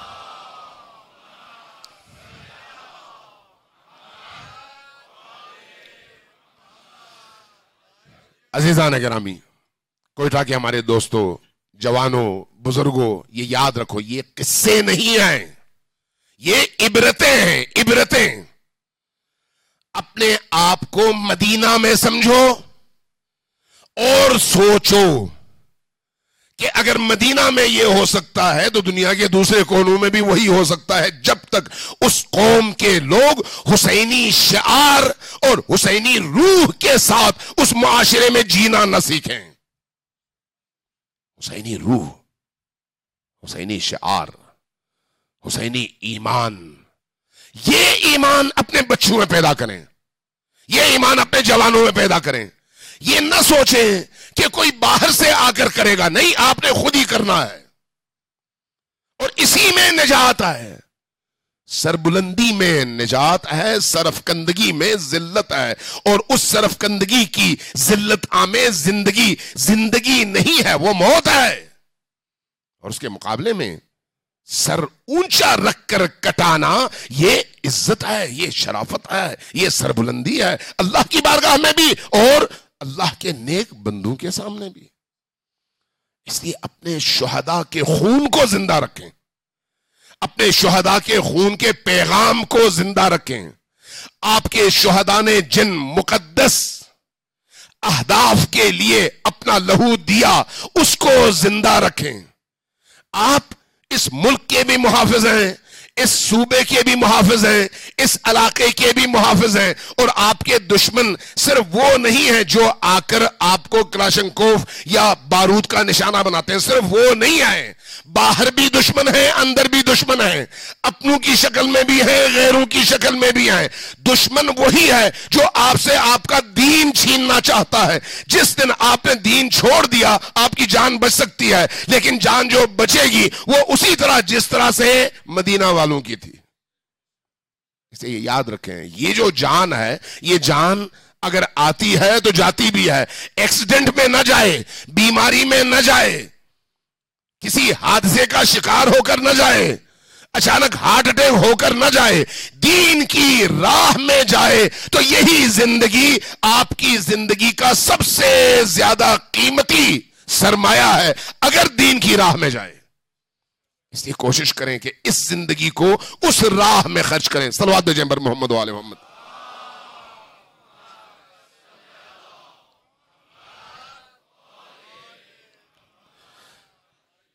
سید الشہداء کی اپنی زندگی بھی اور ان کی اولادوں نے بھی جو کام کیا ہے وہ بڑا عجیب ہے, بڑا عجیب ہے, بڑا ہی عجیب ہے. سید الشہداء کے سائے میں جو جاتا ہے اس کی زندگی بدل جاتی ہے, اس کی سوچ بدل جاتی ہے, اس کی فکر بدل جاتی ہے. لیکن جو سید الشہداء سے دور ہو جاتا ہے وہ دور ہونے کی وجہ سے, یعنی روح کی دوری ہے, یہ فکر کی دوری ہے, سوچ کی دوری ہے. بدن ہو سکتا ہے جڑا ہوا ہو, یہ ہو سکتا ہے کہ سید الشہداء کے اپنے فیملی میں سے ہو لیکن ان کا نہ ہو. حضرت نوح کا اپنا بیٹا نوح کا نہیں ہے, انہ لیس من اہلک, وہ تیرا بیٹا ہے ہی نہیں. بیٹا تو تھا, نطفے اور نسل کے اعتبار سے بیٹا تھا, فکر کے اعتبار سے غیر تھا. یہی کیفیت جب انبیاء میں ہو سکتی ہے تو اولیاء میں بھی ہو سکتی ہے. اس لیے یہ یاد رکھیں, وہ آپ کا ہے جو فکر میں آپ کا ہے, وہ آپ کا ہے جو روح اور ایمان میں آپ کا ہے. جو روح اور ایمان کے لحاظ سے حسین کا نہیں ہے وہ آپ کا بھی نہیں ہے. یہ یاد رکھیں, یہ یاد رکھیں, یہ معیار ہے اہل کربلا کا. اس لیے کربلا سے لوگ ڈرتے ہیں, اس لیے کربلا کا ذکر مٹانے کی کوشش کرتے ہیں, اس لیے کربلا سے منسوب ہر چیز کا رستہ روکنے کی کوشش کرتے ہیں. اس لیے کہ کربلا شعور لے کر آتی ہے, ایمان میں اضافہ کرتی ہے, شجاعت دیتی ہے, آگہی دیتی ہے, علم دیتی ہے, اور انسان کو باشعور اور باکردار انسان بناتی ہے. اس لیے کربلا سے خوف آتا ہے دوسروں کو, اس لیے کربلا کو مٹانے کی وہ کوشش کرتے ہیں. لیکن یہی کربلا بعض اوقات قریب لوگوں کو دور کر دیتی ہے, دور کے لوگوں کو قریب کر دیتی ہے. امام حسین علیہ السلام نے سفر کیا, کربلا تک پہنچے, آپ کے ساتھ بہت سارے لوگ تھے. آہستہ آہستہ آہستہ آہستہ چھٹتے چلے گئے, چھٹتے چلے گئے, چھٹتے چلے گئے. آخر میں وہی رہ گئے جنہوں نے جام شہادت نوش کی. اس تفصیل میں نہیں جا سکتا چونکہ ٹائم نہیں ہے. لیکن یہ دیکھیں, امام حسین علیہ السلام جب آ رہے تھے عراق کی طرف تو مختلف جگہوں میں شام ہوتی تو آپ پڑاؤ ڈالتے. ایک جگہ پڑاؤ ڈالا, عصر کا وقت تھا, شام کا وقت, ابھی شام ہونے والا تھا. پڑاؤ ڈالتے اور صبح سویرے دوبارہ وہاں سے کوچ کرتے اور آگے نکل پڑتے. پڑاؤ ڈالا, خیمے لگ گئے. آپ نے دور دیکھا ہے خیمہ ہے, اٹھ کر آہستہ آہستہ خود چلتے ہوئے اس خیمے کی طرف گئے. جب وہاں پر پہنچے دیکھا ایک پرانا سا خیمہ ہے اور اس کے اندر ایک بوڑھی سی خاتون بیٹھی ہوئی ہے. اور یہ خاتون جو بوڑھی سی ہے, بیٹھی ہوئی ہے, اکیلی ہے. پوچھا کہ خاتون اس بیابان میں تو کیا کر رہی ہے یہاں پر؟ کہا کہ میں مسیحی ہوں, عیسائی, میرا کام چرواہوں والا ہے, بھیڑ بکریاں مال مویشی ہم چراتے ہیں, اسی کے دودھ سے گزارا کرتے ہیں. میں اس خیمے میں اپنے بیٹے اور بہو کے ساتھ رہتی ہوں. کہا وہ بیٹا اور بہو کہاں ہیں؟ کہا وہ مویشیوں کو لے کر گئے ہوئے ہیں ان کو چرانے کے لیے, ابھی کچھ دیر میں وہ آ جائیں گے. ان کا حال احوال پوچھتے ہیں امام حسین علیہ السلام, چونکہ اللہ کی رحمت کا مظہر ہے نا, اس لیے پوچھ کر کہتے ہیں ہاں بتاؤ کہ میں تمہارے کسی درد کی دوا بن سکتا ہوں اور تمہیں کسی تکلیف سے نجات دلا سکتا ہوں. خود مسافر ہیں, خود اس سفر پہ ہیں جو قربانیوں کا سفر ہے. जब भी पूछते हैं तो वो खातून जवाब में कहती है कि हमारे यहाँ पानी का मसला है, इस इलाके में कहीं पर भी मीठा पानी नहीं है, बहुत दूर है, वहां पर जाके मुझे पानी लाना पड़ता है, तो इसलिए ये पानी का मसला किसी तरह से हल हो जाए तो हमारी मुश्किल दूर हो जाए। पूछते हैं कि वो पानी का कुआं कहाँ पर है? कहा ये साथ में है। करीब जाते हैं, पानी निकालते हैं, उसमें अपना लआब दहन डालते हैं, उंडेल देते हैं और फरमाते हैं कि जाओ तुम्हारा ये पानी मीठा हो गया, अब तुम्हें खारा पानी पीना नहीं होगा, मीठा पानी तुम्हें मिल गया। खातून बड़ी मुतासर होती है। निकलते हुए फरमाते हैं कि मैं जा रहा हूं, सामने हमारा खेमा है, अपने बेटे से कहना कि जब वो आए तो मेरे खेमे में आ जाए, उससे मैंने कोई बात करनी है। हुसैन इब्न अली लौटते हैं, शाम होती है, अंधेरा छाता है, उसका बेटा और बहू माल मवेशी लेके आ जाते हैं। पूछती है लेट हो गए, उसके बाद बताती है कि बच्चों आज एक नूरानी शख्सियत आई थी, उनको मैंने देखा, जब तक वो यहाँ पर रहे हमारे इर्द गिर्द का सारा माहौल नूर में तब्दील हो गया था। मैंने उनकी मौजूदगी में महसूस किया कि गोया हजरत मसीह तशरीफ लाए थे। नाम उन्होंने नहीं बताया, लेकिन ये बताया है कि वो सामने उन खैमों में हैं और कहा है कि तुम जब आओ तो उनके पास जाओ। जाओगे? बेटे ने फौरन कहा कि हाँ अम्मा हम जाएंगे। बेटा तैयार हुआ, निकला, तो बीवी ने कहा मुझे भी लेके चलो। जब बीवी ने कहा तो फिर मां ने कहा जब ये भी जा रही तो फिर मुझे भी लेके चलो। तीनों मिलकर आ गए इमाम हुसैन की बारगाह।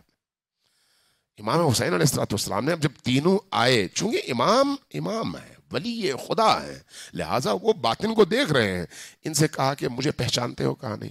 कहा कि मैं मुहम्मदुर रसूलुल्लाह का नवासा हुसैन इब्न अली। आप यहां पर? कहा कि हाँ मैं नाना के दीन को बचाने के लिए निकला हूं, मेरा साथ दोगे? ये कौन है? मसीही, ईसाई, साथ दोगे? ये नौजवान उठ खड़ा होता है, कहता है कि ए हुसैन इब्न अली मुझे कलिमा पढ़ाइए, मैं मुसलमान हो जाता हूं। कलिमा पढ़ता है, जैसे ही कलिमा पढ़ता है माँ भी और बीवी भी कलिमा पढ़ती हैं और तीनों मुसलमान हो जाते हैं। फिर उसके बाद कहते हैं कि अब हम आपके साथ रहेंगे और आपके साथ ही जहां आप होंगे वहां पर जाएंगे।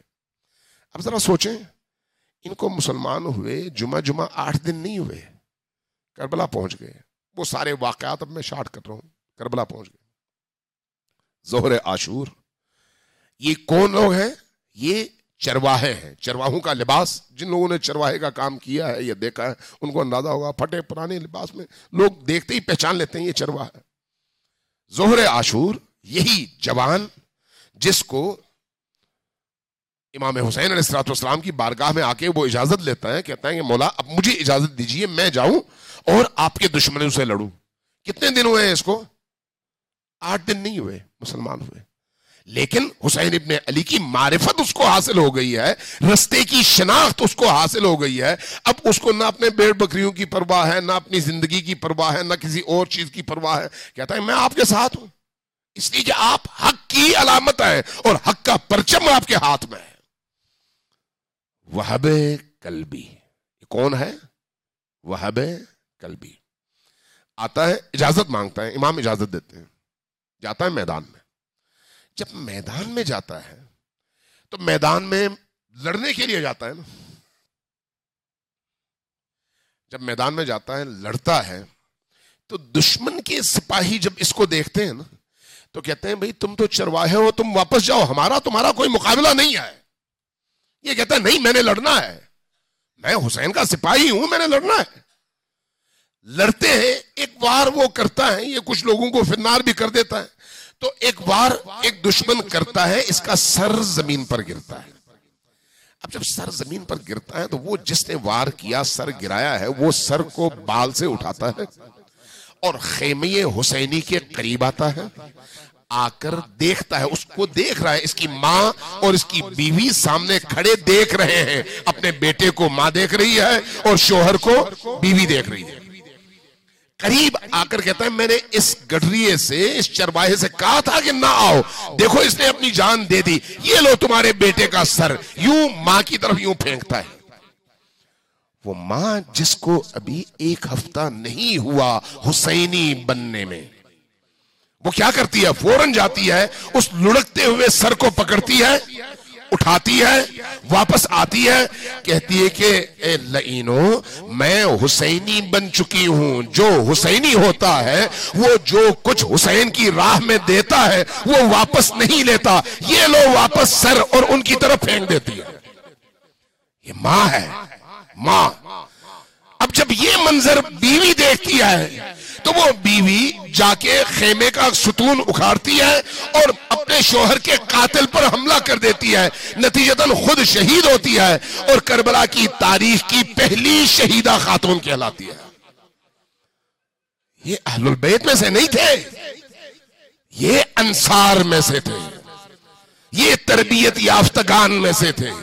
حسین کی راہ کے تربیت یافتہ اس مقام پر پہنچتے ہیں، تو اب جب یہ اس مقام پر پہنچتے ہیں تو پھر اہل البیت کا کیا مقام ہوگا؟ سید الساجدین کے ایام ہیں یہ.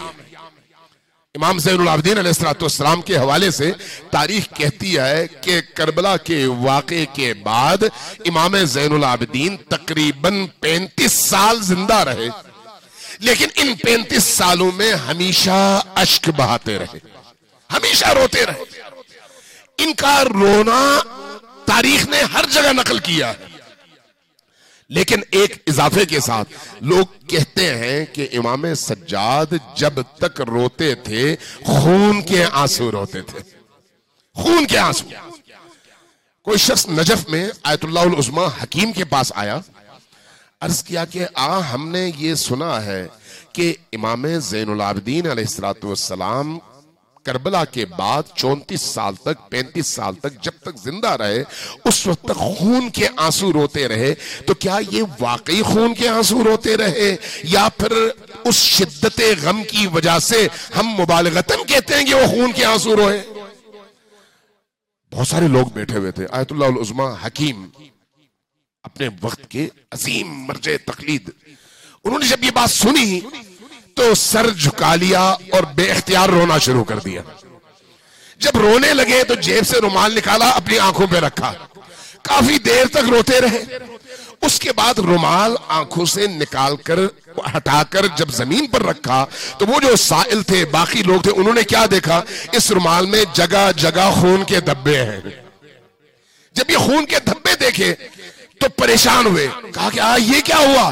فرمایا کہ دیکھو کربلا کے واقعے کو انجام پائے ہوئے 1400 سال ہو چکے ہیں.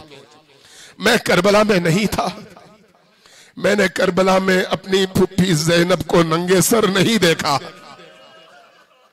میں نے اپنے مولا کے سر کو کٹے ہوئے نہیں دیکھا، میں نے اپنے جد کے سر کو نیزوں پر چڑھا ہوا نہیں دیکھا، میں نے خیموں کو آگ لگتے ہوئے نہیں دیکھا، میں نے زینب کی چادر کو چھنتے ہوئے نہیں دیکھا، میں نے اپنے ان شہداء کے اجسام مطہرہ کو گھوڑوں کے سمو تلے پامال ہوتے ہوئے نہیں دیکھا، میں نے ان خیموں کو جلتے ہوئے نہیں دیکھا، میں نے سکینہ کے چہرے پر تماچے لگتے ہوئے نہیں دیکھا. لیکن آج بھی جب میں ان مظالم کو یاد کرتا ہوں تو میری آنکھوں سے خون کے آنسو بہتے ہیں. سید الساجدین نے تو یہ سب کچھ اپنی آنکھوں سے دیکھا تھا، اپنی آنکھوں سے دیکھا تھا. منہال اصحاب امام زین العابدین میں سے ہے، غالباً 95 ہجری وہ پہنچے مدینہ، امام سجاد کی بارگاہ میں دستک دی، دروازہ کھلا، امام سے اجازت لی، پہنچے امام کی بارگاہ میں. امام چھت پہ تھے، کیا دیکھا؟ امام چھت پر موجود ہے، سامنے پانی کا ایک برتن ہے اور اس میں پانی بھرا ہوا ہے. اس پانی کو دیکھتے ہیں اور مسلسل روئے چلے جا رہے ہیں، مسلسل روتے ہوئے دیکھا. منہال نے پریشان ہوئے، عرض کیا کہ مولا 36 سال گزر چکے ہیں، اب بھی آپ رو رہے ہیں 36 سال گزرنے کے بعد؟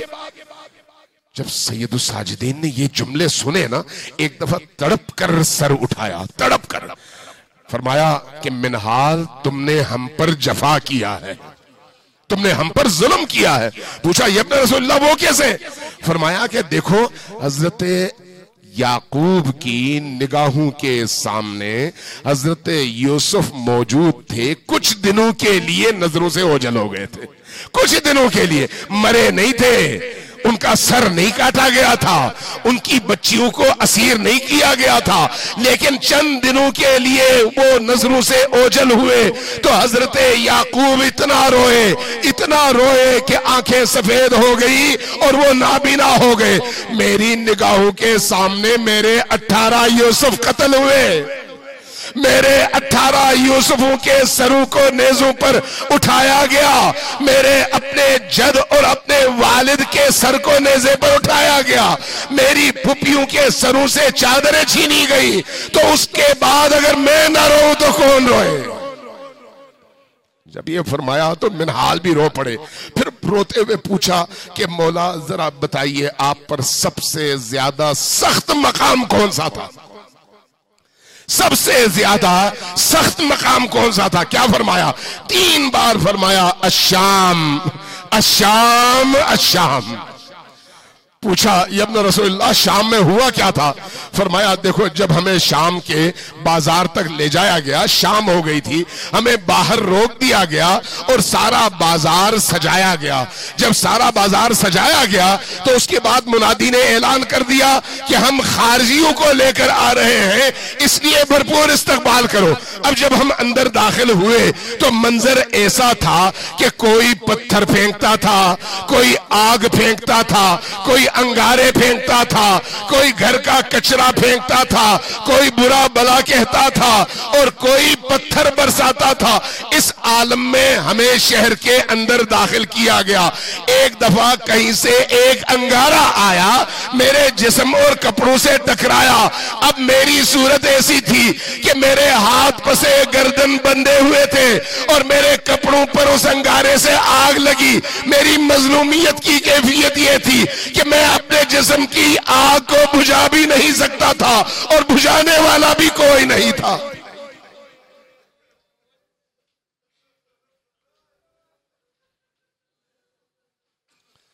इन्ना लिल्लाहि व इन्ना इलैहि राजिऊन व सयअलमुल लज़ीना ज़लमू अय्या मुनक़लिबिन यनक़लिबून नस्अलुकल्लाहुम्मा व नदऊक बिस्मिकल अज़ीमिल अअज़म अल अअज़्ज़िल अजल्लिल अकरम। सब मिलकर ऊंची आवाज से 10 बार अल्लाह की जात को पुकारिए, या अल्लाह।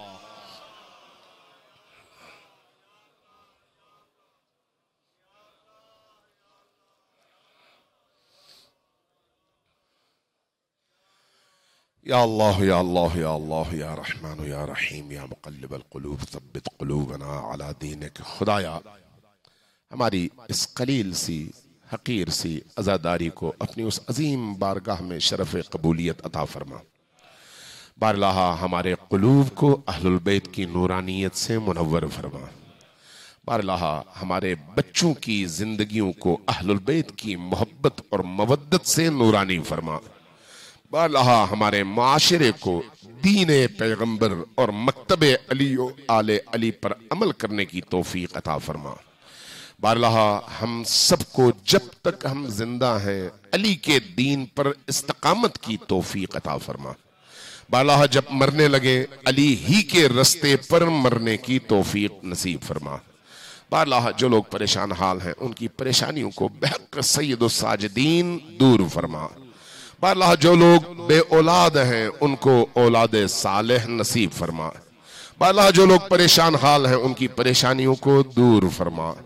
बारलाहा जिनके घरों में बीमार हैं उन्हें शफाए आजिलो कामिल अता फरमा। आमीन की आवाज जरा बुलंद रखें, आलम इस्लाम के लिए कुछ दुआएं करें। खुदाया दुनिया में जहां कहीं पर भी तेरे दीन के मुहाफिज शिर्क से, निफाक से, कुफर से लड़ रहे हैं उन्हें दिन रात तरक्की और फतह मंदी अता फरमा। बारलाहा हमें उन मुजाहिदीन दीन और मुजाहिदीन इस्लाम की पुष्टपनाही की तौफीक अता फरमा। बारलाहा हमारे मराजे इज़ाम, हमारे रहबराने दीन, खुसूसन रहबर आलम इस्लाम की तौफीकात खैर में, उम्र में बरकतें अता फरमा। बारलाहा हम सबको जब तक हम जिंदा हैं अली के मकतब पर जिंदा रहने और मरते वक्त उन्हीं के मकतब पर मरने की तौफीक अता फरमा। बारलाहा पूरी दुनिया में अदल کے اس پرچم کو بلند کرنے کے لیے امام عصر کے ظہور میں تاجیل فرما، ہمیں ان کے آوان و انصار میں شمار فرما، ان کے قلب مبارک کو ہم سب سے راضی فرما۔ بارہا ان کے دین، ان کے مکتب اور ان کے ہدف کے لیے ہمیں جد و جہد کی اور اپنی ذمہ داریوں کی ادائیگی کی توفیق اور سعادت نصیب فرما۔ اس مجلس میں موجود تمام جوانوں کے قلوب کو کربلا والوں سے جوڑ دے۔ بارہا ہمارے ان قلوب میں کربلائیوں کی محبت اور کربلا والوں کی نورانیت زندہ فرما۔ بارہا ہمیں وہ موت جو حسین کی راہ میں ہو اور وہی زندگی جو حسین کی راہ میں ہو عطا فرما۔ بارہا مرنے سے پہلے توبہ نصوح کی توفیق عطا فرما۔ بارہا قرآن کی تلاوت، نماز کی لذت اور عبادات کی لذتوں سے ہماری روحوں کو آشنا فرما۔ بارہا ہمیں ائمہ اطہار کے معارف سے اپنی روح اور اپنی فکروں کو جلا بخشنے کی توفیق عطا فرما۔ بارہا ہمیں اپنے بڑوں، اپنے والدین، باپ دادا، عزیز اقارب اور رحم کے جتنے بھی رشتہ دار ہیں ان سب کے حقوق ادا کرنے کی توفیق عطا فرما۔ بارہا ہمیں اپنے بزرگوں کے، اپنے والدین کی خدمت کرنے کی توفیق عطا فرما۔ بچوں سے شفقت کی توفیق عطا فرما۔ جوانوں کے احترام کی توفیق عطا فرما۔ ہمارے جوانوں کو علی اکبر کے رستے پر استقامت نصیب فرما۔ بارہا موت سے پہلے علی کا دیدار نصیب فرما، موت کے بعد حسین کی شفاعت نصیب فرما، قبر کی تاریکیوں میں حسین کی شفاعت نصیب فرما۔ بارہا عالم محشر میں بی بی دو عالم حضرت زہرا سلام اللہ علیہا کی شفاعت ہم سب کو نصیب فرما۔ ربنا تقبل منا انک انت السمیع العلیم۔ ہمارے جتنے بھی مرحومین دنیا سے گزر چکے ہیں بارہا ان تمام مرحومین کی برزخ کی زندگی کو نورانی فرما، ان کے گناہوں کی بخشش فرما۔ ہماری ان عزاداریوں کا جو بھی ثواب ہے اس میں ان تمام ہمارے مرحومین کو شریک فرما۔ ہمارے شہداء کو، ہمارے مرحومین کو کربلا والوں کے ساتھ محشور فرما، اور ہمیں بھی ہمارے شہداء اور کربلا والوں کے ساتھ محشور فرما۔ ان تمام دعاؤں کی اجابت کے لیے سب مل کر صلوات بھیجیے بر محمد و آل محمد۔